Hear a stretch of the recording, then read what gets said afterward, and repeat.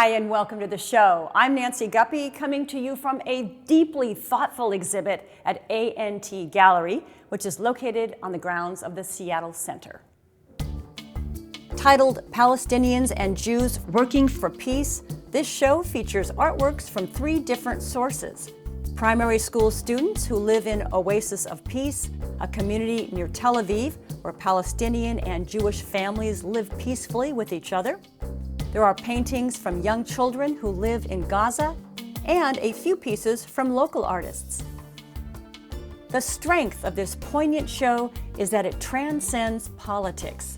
It is a heartfelt human expression of sadness, yes, but ultimately, and more importantly, it's an expression of hope and of a yearning and imagining of what's possible.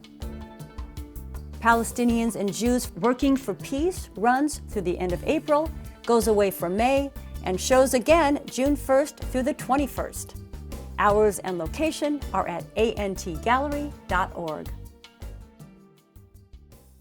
We've got a great lineup, including You start with sugar. Chocolatier Margaret Savis, Do it slowly, bit by bit. I use a dry caramelization method. It's easier to see exactly when the caramel is at the color that I want.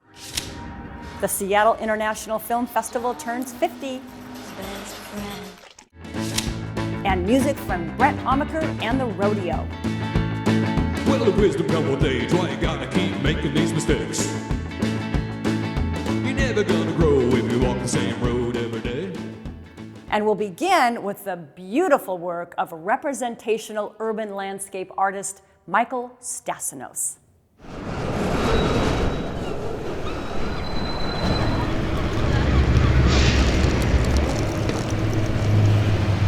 There really is no place in Seattle that isn't worth painting.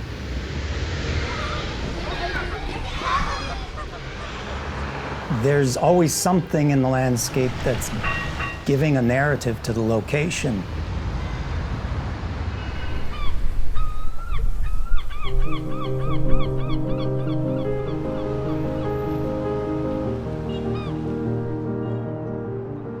Not just the buildings, but the garbage, the graffiti, the way the space is used gives it a wonderful narrative. It's a bit like doing a portrait.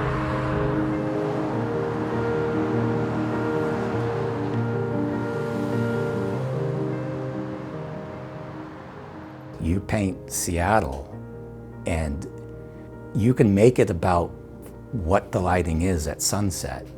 But if you really pay attention, it's a living organism. It's constantly changing. That idea of documenting, in a way, is not documenting, it's meditating on the place. When I go to a location, I don't know why I chose it. Something catches my eye. I want to discover what it's saying. And painting it is what helps me know why. I like telling stories. My actual degree is in theater. I didn't think of it as becoming an artist at all in my life.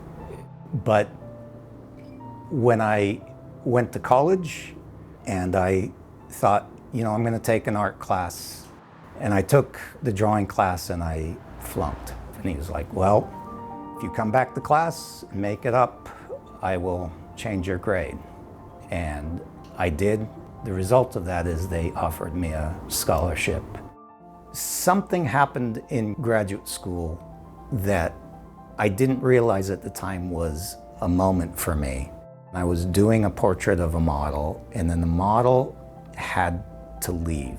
What I ended up doing is painting the model out of the painting and just painting the room that the model was in. And so people knew more about that person with them not being in the painting because they paid attention to all the extra stuff, all of the details of the room. And when I started painting landscapes, made a connection. It became not about the atmosphere of capturing the light of this moment, but what is the personality of this moment.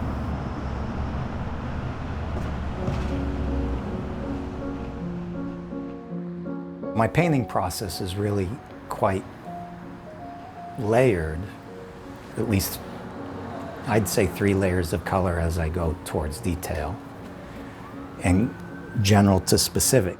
As I do the second layer, it's going to look more realistic. I'm trying to put layers so that when someone looks at it, if that person that's at the gallery and sees it, and they're a construction mogul creating the buildings downtown, they go, oh, look at, he's captured the things that I've been creating. But I also want the person that was on that street and eating a bag of Doritos to go, hey, those are the Doritos I threw in the gutter. I want the person that did the graffiti to go, oh yeah, that's me. I'm in there as well. I'm hoping that the end result of that layering really is inclusive.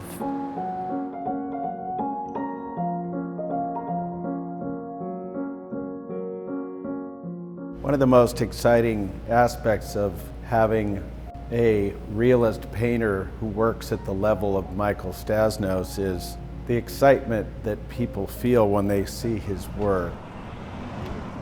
I think it's awesome. This looks so real.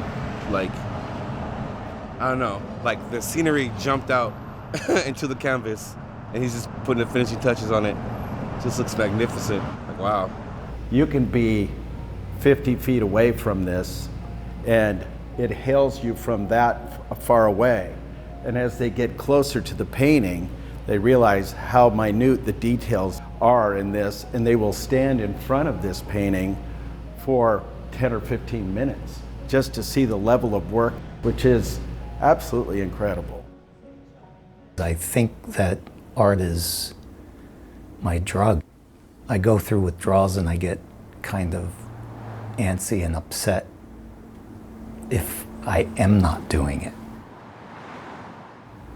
It is a way that I'm able to connect to the world that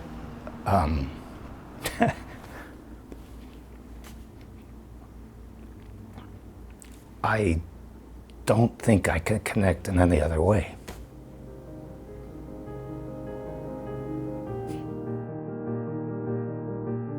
It's so meaningful for me. I think that's what painting does for me. It's a way of connecting.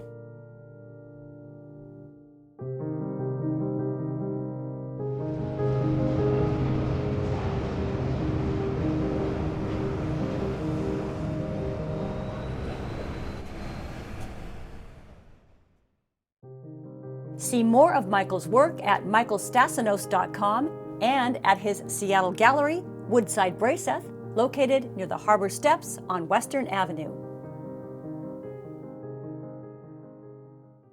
One of Art Zone's favorite local bands, Brent Amaker and the Rodeo, recently released Philophobia, their first record in 10 years. So to celebrate this fabulous news, here is the band from 2012 performing their catchy hit single, I Put My Boots On.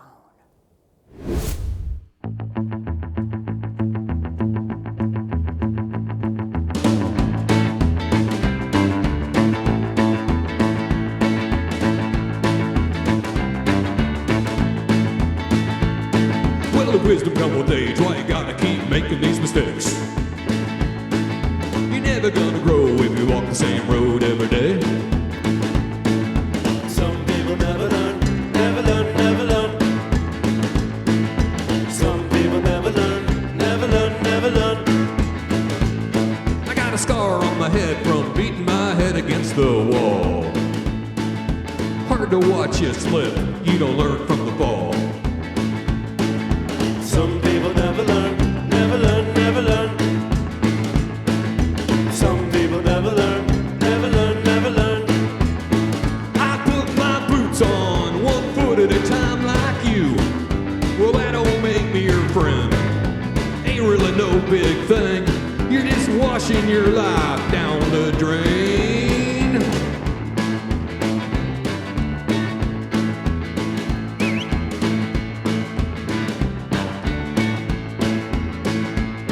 Well, just like a fish, you're swimming upstream to die. You gotta do this thing, and you don't know why. Some people never learn, never learn, never learn. Some people never learn, never learn, never learn. Why you gotta be so smug and tell me how it is? I try to show you how, and you do it like this. Some people never learn, never learn, never learn. Some people never learn, never learn, never learn. I put my boots on 1 foot at a time like you. Well, that don't make me your friend. It ain't really no big thing. You're just washing your life down the drain. Washing down the drain, shock.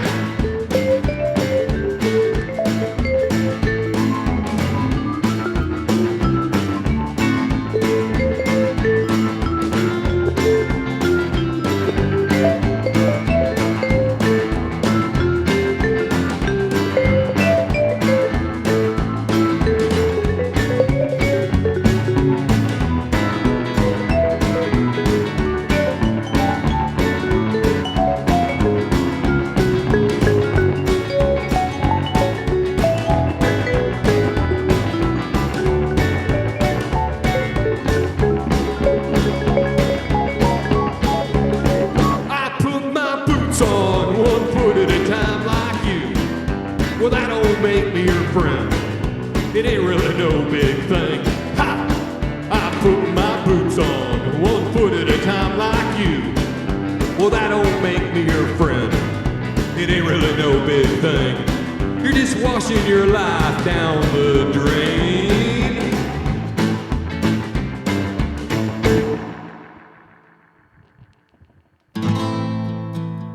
Pick up Philophobia from your favorite record store or online, and follow the band on Instagram. I'm wanted in 50 states for heinous minor crimes. If chocolate is your thing, and it certainly is mine, the artisanal creations of Margaret Savis will dazzle your senses. I'm Margaret Savis, and I am a chocolatier. I grew up with my dad telling me stories about working in the candy and ice cream store in Chicago. My grandfather and his brother came over from Greece, and the uncle started the candy store in Chicago. And my dad grew up working there. His siblings all grew up working there. Back in the days when Chicago had a candy and ice cream store every other corner. And many immigrant families found their way into confections in order to make a living in a new place. And at the time of hearing all these stories as a kid growing up, I did not necessarily have an impulse, oh, that's what I'm going to do. But I'm delighted that the universe took me down this path. After college, not sure what I was going to do with my very useful theater degree. And I got a day job working at the original Fran's chocolate store in the Madison Valley. And Fran herself took me through how to taste chocolate, how to talk about chocolate, and I learned from the best. And at the time, I did not think I would ever do it on my own, but looking back, that's how I'm able to do all the parts myself. If you're not careful in your sourcing of chocolate, there may be issues with farmers who aren't treated well. They're not getting paid well. There have been issues with child labor as well. So knowing the person who connects with these farmers means a lot to me. The chocolate that I use right now is Conexion chocolate from Ecuador. And I was fortunate enough to travel to Ecuador last summer, and I met the woman who owns the company. It's a very sustainable business that she has built, connecting with a lot of different family farms. And the chocolate is amazing in flavor. It has to taste good. I love caramel, and I found a recipe after much tinkering that I love. You start with sugar, caramelize it. I do it slowly, bit by bit. I use a dry caramelization method. It's easier to see exactly when the caramel is at the color that I want, which means it's at the flavor that I want. The cream is added to the caramel, bubbles up, comes to a certain temperature, is poured out, and then the next day is available to be dipped in chocolate. I make 4 varieties of caramels: lemon rosemary, vanilla, espresso, and a Honeycrisp apple cider. And then I have a selection of truffles that are a creamy, smooth center. I make a bittersweet chocolate, a milk chocolate, a dolce, which is a caramelized white chocolate, and then a caramel latte. People ask me, what's your favorite? But they're all my favorite because I only make what I want. What do I want to make? What would my favorite candy bar, what would my ultimate candy bar be? My dream bar, my first bar, Meg's Mocha, a layer of caramel, but espresso caramel, and a layer of nougat once I figured out what that actually was and learned how to make it. Bittersweet chocolate on the outside, and everything's better with salt. So a little bit of espresso salt on top. Everything in moderation, but dark chocolate, there have been studies that it does good things for you. I believe them all, but I also believe that allowing yourself a treat is good for your soul.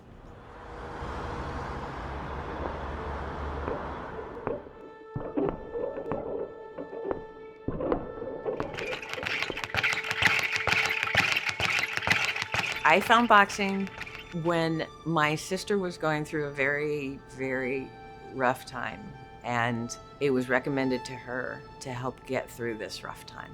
And like a dutiful little sister who couldn't do anything else to help, I came with. And it did help.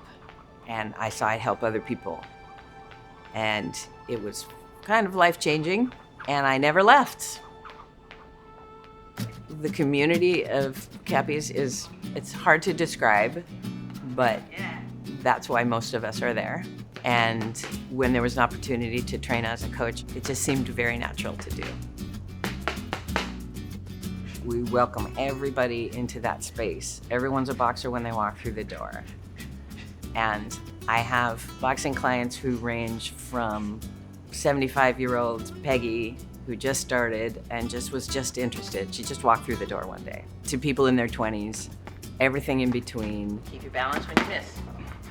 And with every goal in between, from becoming more confident to down the line training to spar and to compete. The connection that I see between the two very different things that I do, chocolates and boxing, believe it or not, is joy. The joy that I see in boxers when they complete that combination for the first time. There it is. When they master the speed bag, when they just do something really hard and they do it. There's nothing quite like that. It's a smaller, delightful joy to taste something that just leaves you speechless, and to be able to taste something that maybe brings back a memory from your childhood, except it's the best version of that you've ever had. That's joy. This is a very tiny business, and I want it to be just a part of what I do. That's how I can have this balanced, miraculously balanced life. I make as much as I can make. I make as much as I have time to make, and when it's gone, it's gone. I love that people buy it, and I'll make as much as I can. Meg, Maggie, Margaret chocolates are available at megmaggie.com. And that's a wrap. Big thanks to A&T Gallery for hosting us, and for information on their current and upcoming shows, go to antgallery.org. And we're going to leave you with a teaser for the 2024 Seattle International Film Festival. Now, this year marks its 50th anniversary, and as you might imagine, the 10-day festival is packed with great films and lots of special, cool events. So enjoy, and we'll see you soon. Surprise!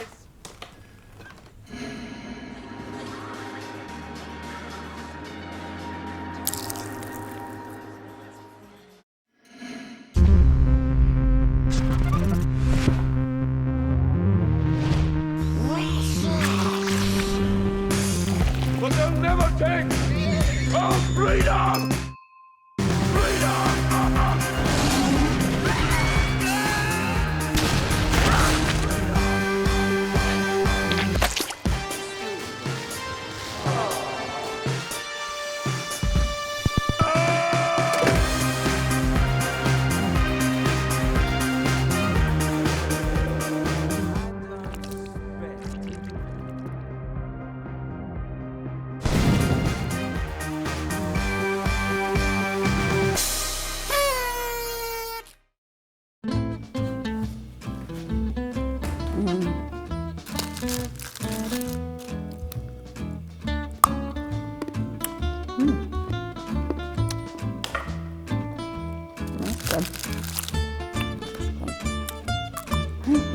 Oh my God. That's like a maple or something. It's really good. That's so pretty.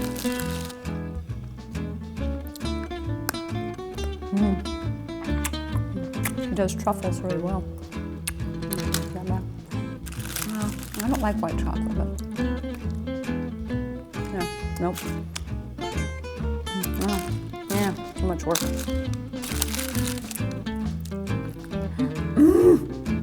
Caramel. Oh my God, so good. Let me eat that with you. Yeah, I'll try it. Maybe it's surprised.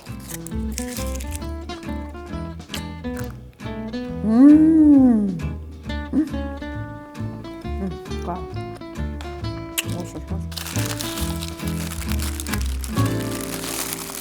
Oh my God. A whole bunch more.